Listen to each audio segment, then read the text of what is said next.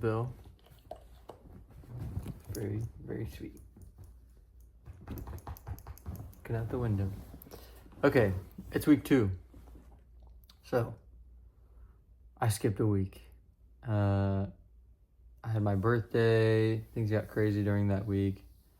I put it all on pause for a second. I still did the pages, but I decided to work out of the book, or take a pause from working out of the book that week. So, this is the week 2 video. Currently working on week 3, but I'm going to recall, and I'm based on principle. I'm going to make a video of week 2. This week addresses self-definition as a major component of creative recovery. You may find yourself drawing new boundaries and staking out new territories as your personal needs, desires, and interests announce themselves. The essays and tools are aimed at moving you into your personal identity, a self-defined you. Okay, and then some of the topics it goes through is talking about poisonous playmates, crazy makers, identifying people in your life that may not be holding space for your interests, or creating an environment, helping to create an environment that brings your inner artist out, your inner child out, and feeling comfortable to be inspired and express yourself. I did a lot of work with this the first time around, to a point where I do feel like I've done great work to surround myself with people that care about me and care about my growth as an artist, and care about my true nature. I feel like I don't surround myself with crazy makers, aka just people that, well, I'll just read it, the definition that she has here. Crazy makers are those personalities that create storm centers. They are often charismatic, frequently charming, highly inventive, and powerfully persuasive. And for the creative person in their vicinity, they are enormously destructive. You know the type: charismatic but out of control, long on problems and short on solutions.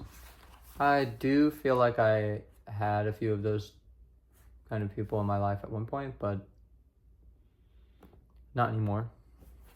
So reading through that part was good to know, and good to assess that area, but I quickly was able to kind of move on from that, and I just took it as a nice reminder.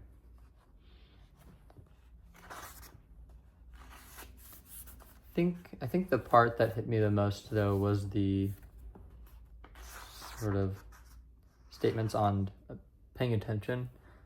And as one continues to grow more skilled at paying attention in their life, their capacity for enjoyment of life, no matter what situation they're in, no matter if you're successful or not, your capacity for enjoyment outweighs any of that by paying attention. I do believe that I've gotten closer and have always sort of had an antenna for paying attention. It's something my dad has always kind of phrased to me before, going out as a kid, going off on my own, traveling. Parents say this, they say pay attention. And that's kind of a different way, but even having that reminder, the word spoken to you from a young age, or to me from a young age, I think it's influenced how I go about. So I feel like I really do pay attention, and I love to notice the details of small moments and clock my gratitude. In this week, there's also this section called Rules of the Road. In order to be an artist, I must, and it has a list, show up at the page, use the page to rest, to dream, to try. The more I write morning pages, the more I find the magic in them. The more I follow through with all 3 pages and don't skimp. The more I feel myself change, almost chemically. 2, fill the well by caring for my artist. I try at every corner of my day to care for myself, whether it's by, obviously doing the pages in the morning, taking a walk, playing with my pups, practicing guitar, practicing piano, going to concerts, catching up with friends, going to the guitar shop just to pick up and dream and desire and play, going to the local gift shop to buy pens and cards, sending cards to my friends. I love to draw. I draw and doodle and draw characters, and I think that's something that I'm starting to realize that I really love to do. And my stream of ideas for caring for my artist hardly runs dry, which I'm really happy to say. Set small and gentle goals and meet them. I started this year, as I mentioned in my last video, by releasing my first single, and that was a small goal that was achievable, and I'm really proud of, and has opened the floodgates for more ideas, which I've set more gentle goals and plan on meeting them. And that's the whole point of this thing, is to be able to feel confident in making creative plans and executing them. And it's working. Pray for guidance, courage, and humility. Anytime I feel confused, I write in the pages the affirmation,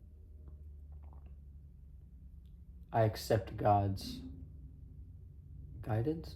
In some way, I say I accept the great Creator's guidance in my life. Because spending time in confusion and spinning my wheels is not something I think that is necessary for me to do.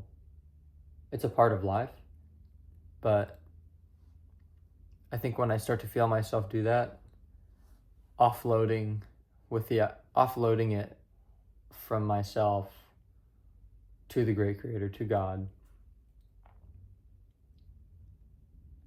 it's an exchange that feels real, and I feel absolved from worrying about it, whatever I'm worrying about. And in due time, I'll get the message that I'm supposed to get. Kind of like the phrase, whatever I desire is looking for me. Remember that it is far harder and more painful to be a blocked artist than it is to do the work. As I speak with Keely, my wife, about her journey, which she is doing the artist's way, with me as well this time around, the more I'm reminded of this piece, because I'm seeing her grow and overcome blocks as we go through this together. So that is a nice reminder to remember. Be alert always for the presence of the great creator leading and helping my artist.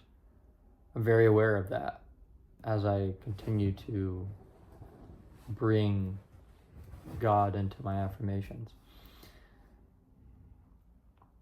Choose companions who encourage me to do the work, not just talk about doing the work or why I am not doing the work.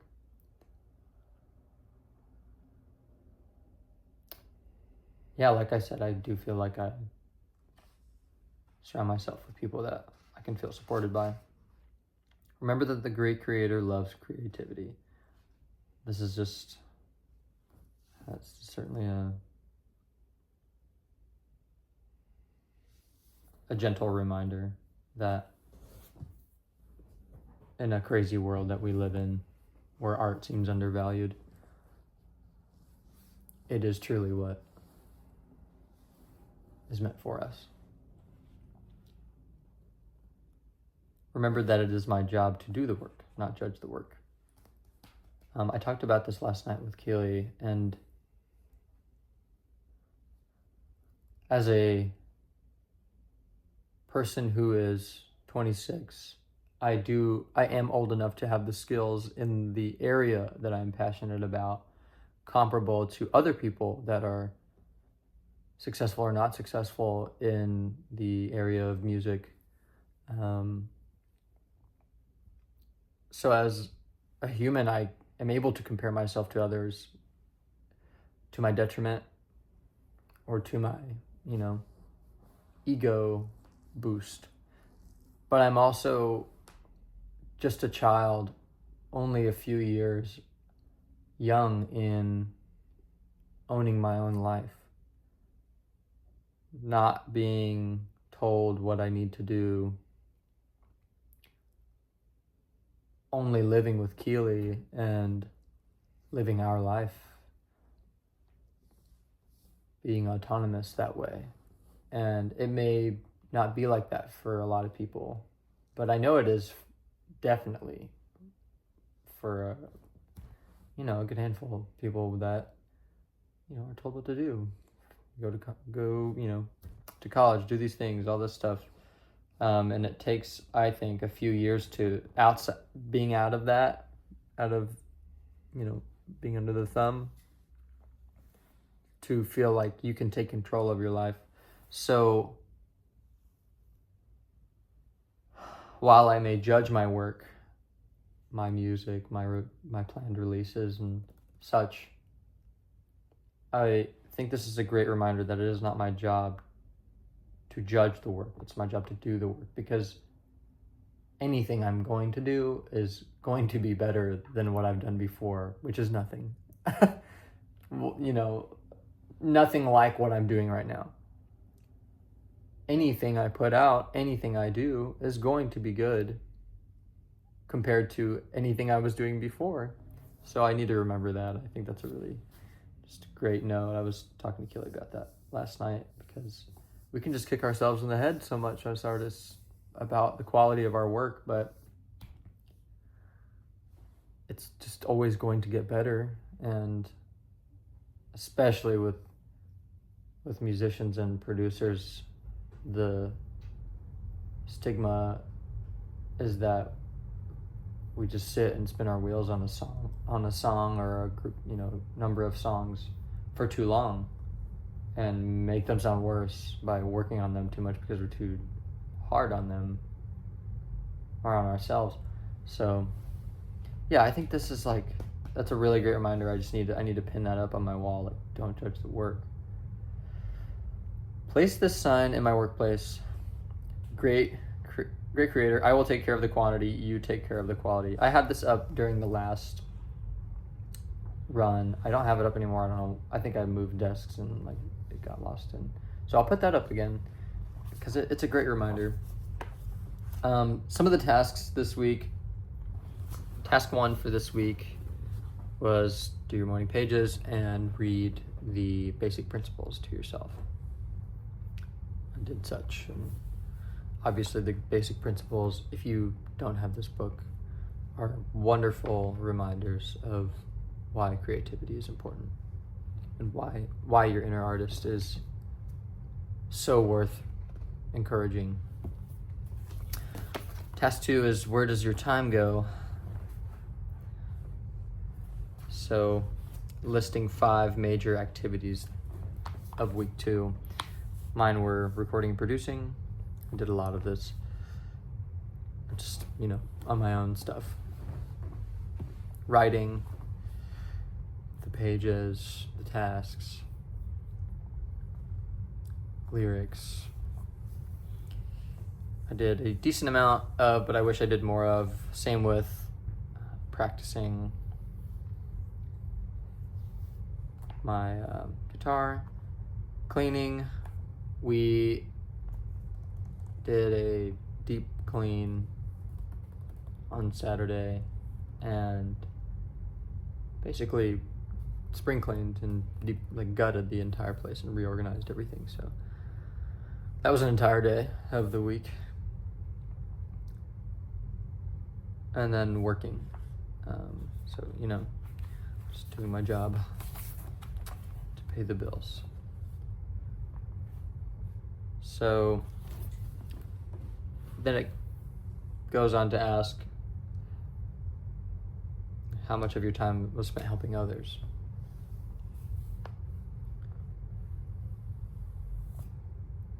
And, did any of your helping others trigger doubts in yourself? All that. I think, the only person I really am helping on a regular basis is Keely, which I enjoy doing, and, we're together.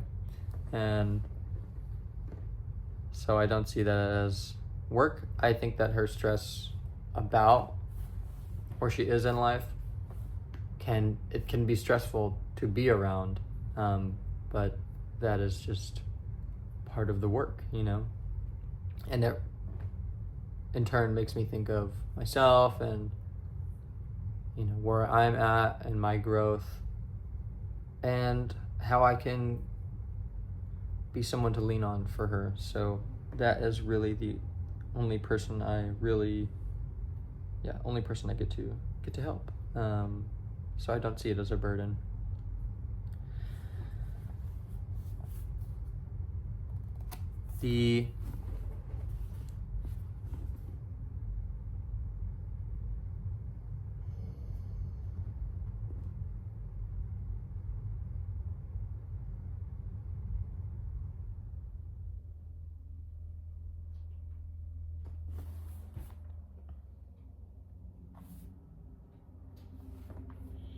And then I created a map of things I hold close to me and people that would be in the circle of that I could feel close, like the things I feel close to and the people that I feel close to that kind of link with those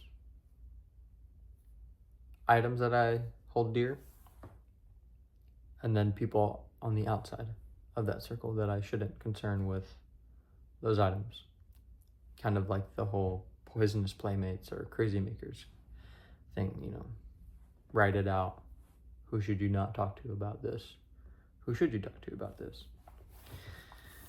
List 20 things that you enjoy doing. And then I did snowboarding, fishing, making love, riding, playing piano, playing the drums, swimming, running, boating, hiking, cooking, baking, mountain biking, video games, playing live music. I love picnics, photography. I love flirting with Keely. I love walking, partying, lifting weights, dancing. Did I put singing on there? Yeah, love singing too. So then it just goes on to say and request that you jump into one of these things that you haven't done in a while. And I put all of the times that I had done like those things that I like to do last. So, some things I haven't done in years and some things I do, all the time. So I'll be using this list to help me with some artist date inspiration. Task 5 was to check out your affirmations from week 1 and write 3 chosen affirmations 5 times each day on the morning pages. Be sure to include the affirmations you made yourself from your blurts. So mine were,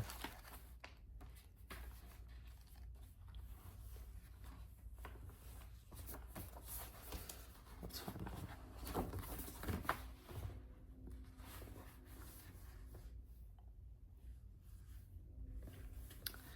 I think the one I'm reminded of constantly is that I don't have a lot of gear or production craziness. I don't even have studio monitors. I just have a set of headphones, my computer, and a 2-input interface. And I love to dream up shopping lists about what I would love to put in my studio. And so I think some of my blurts my main blurt can be like, you don't have all of the tools to be a great producer. And that's just not true when I really think about it. And my, conversion to the blurt is I have all I need to make great art. And I do, I really do. I can make great songs without all of the stuff. And the more I tell myself that, the more I will make great art. So that's one I continuously put down. Let's see 2 more.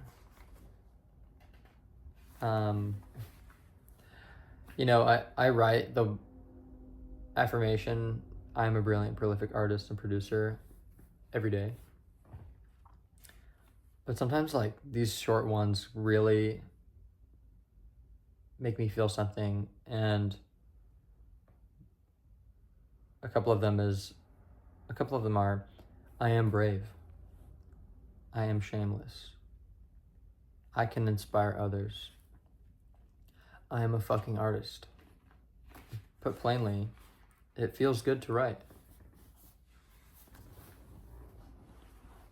Okay, the life pie, I think, is one of the last tasks, which is just a pie cut into 6, a chart cut into 6, and your sections are spirituality, exercise, play, work, friends, romance, and adventure. And then you put a dot of your strength of that from the week. Closer to the out would be less intensity. Closer toward the intersection of all of the pieces would be very strong. And then you do that for each section, and then you draw a line. And mine sort of looks like this. So I think that was just really nice to see that. And while I do think that my spirituality is strong, I think I have a great relationship with my spirituality so far, but I do have intentions of strengthening it. And work. My views on what I do for work are sort of besides the point of what I really enjoy in my life. It is a means to an end. So those were the 2 kind of spread out the farthest.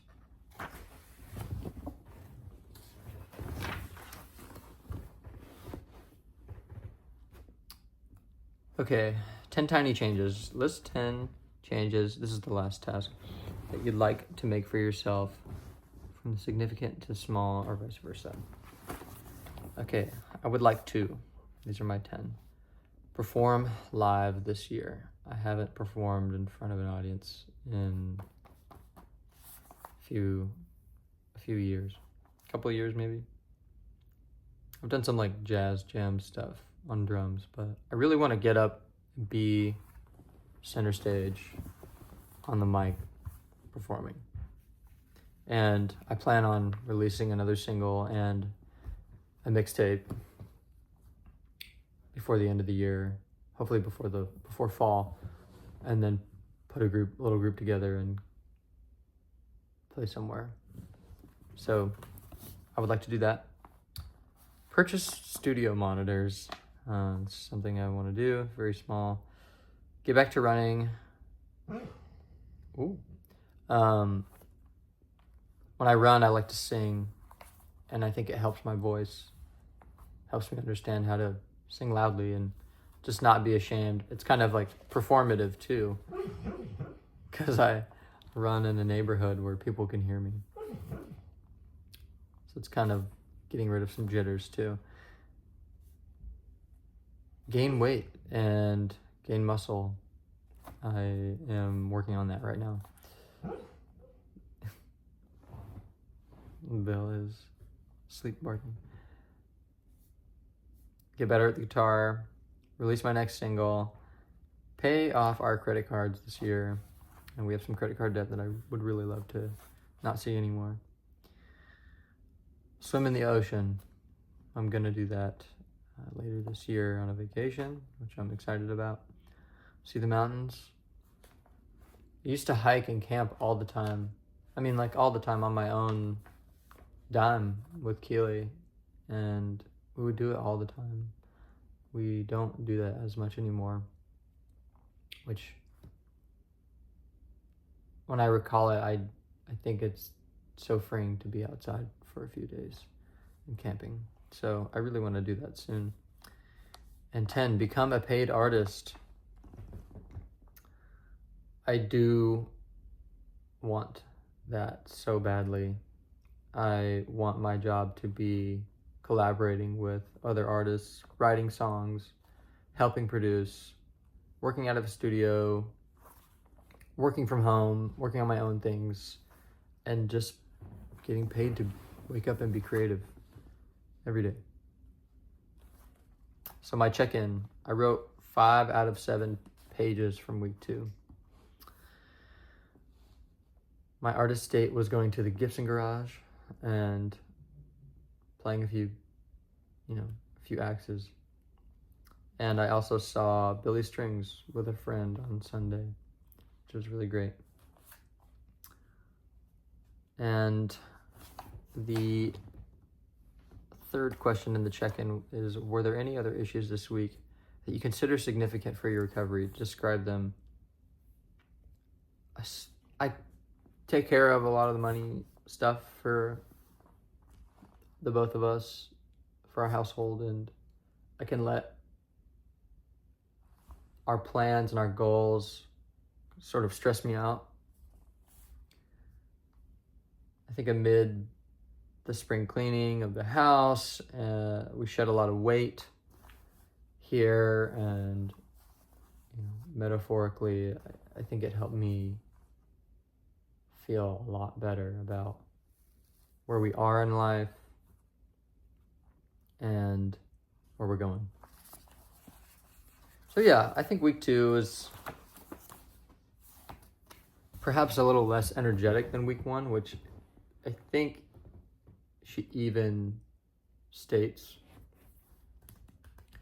which I'm cool with. It's also kind of really dreary this week, and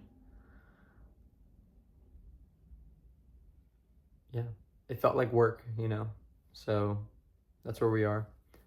Thanks for being here. I am still talking for 30 minutes on this video, so I'll try to cut it down. But yeah.